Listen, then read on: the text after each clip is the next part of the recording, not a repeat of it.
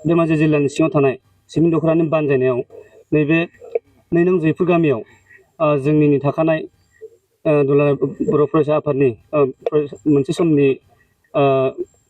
मुभमेन्टआव दावहायाव बा मा होनो बेखौ सोमावसारनायाव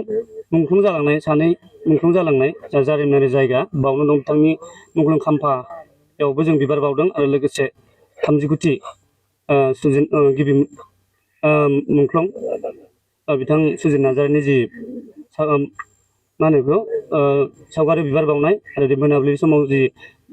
आलारि बाथि सावनायजों जि बिबार बावनाय हाबाफारि बे हाबाफारियाव फैनानै आं जोबोद मोजां मोनदों जे आङो गिबि बिथांनि सुजित नार्जारिनि बे मुंख्लं सावगारियाव जे गिबियै दिनैनि फार्स्ट आङो बिबार बावजेननो मोनदों आं जोबोद गोजोनदों लोगोसे आं आसा खालामो बिथांमोननि जि गिबि मुंख्लं जानाय आरो बिथांमोननि जि सिमांमोन बै समनि दानि मा होनो बेखौ जि बर' माहारिखौ मोनसे बुहुमाव मास्टारेस दानायनि जि सिमां बे सिमांखौ जोङो धेमाजि जिल्ला दुलाराय बर' फरायसा आफाद हिसाबै जोङो मोनफ्रोमबो बिथिङावनो आखरे आखरे मावलांनो थाखाय जों नाजागोन आरो लोगोसे जों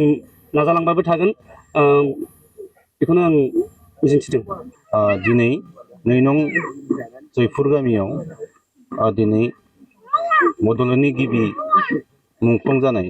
सुजित नार्जारि बिथांनि मुंख्लं सानजों लोब्बा लाखिनानै बेवहाय जोङो आलारि बाथि फोजोंनाय बे हाबाफारिखौ मावफुंबाय। बेवहाय धेमाजि जिल्ला दुलाराय बर' फरायसा आफादनि आफादगिरि बिरन्ज स्वर्गियारि सारा बेवहाय फैनानै जोंजों बाहागो लाफैदों। जों बेखौनो मिजिंथियो फैबाय थानाय समाव जि बिथांमोननि जि सान्थौ आरो सानस्रिजों बिथांमोना बुहुमाव मास्टारेस दानायनि जि सिमां नुदोंमोन बियो जाफुंसारो आरो दुलाराय बर' फरायसा आफाद हिसाबै जोङो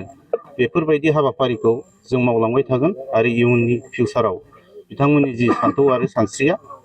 मुलुगाव मोगथाङाव महर मोननायनि जि मिजिं आरो सानस्रिखौ जोङो रायजो राजाफोरजों थानानै जों खामानिफोरखौ मावलांबाय थागोन होननानै जों मिजिंथियो। जों मिथियो दिनैनि लाइमोन समाजा फारफ्रोमबो बिथिङाव जुदि जौगासारनायखौ लुगैयोब्ला दिनैनि समाव लाइमोनफोरानो फारफ्रोमबो बिथिङाव बाहागो लानांगोन। सोलोंथाइनि बिथिं, गेलेनायनि बिथिं, हारिमु सिबिनाय,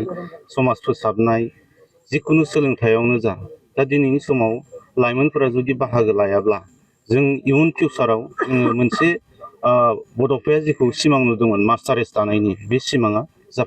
जाफुङाबो जानो हागौ। ओंखायनो जोङो लाइमोनफोरखौ खावलायो फैबाय थानाय समाव जि समाज बिथिं, सोलोंथाइ बिथिं फारफ्रोमबो बिथिंखौ नोजोर बोनानै जों लाइमोनफोरखौ दावगालांफानायाव बाहागो लाफाजानायखौ जों लुगैयो।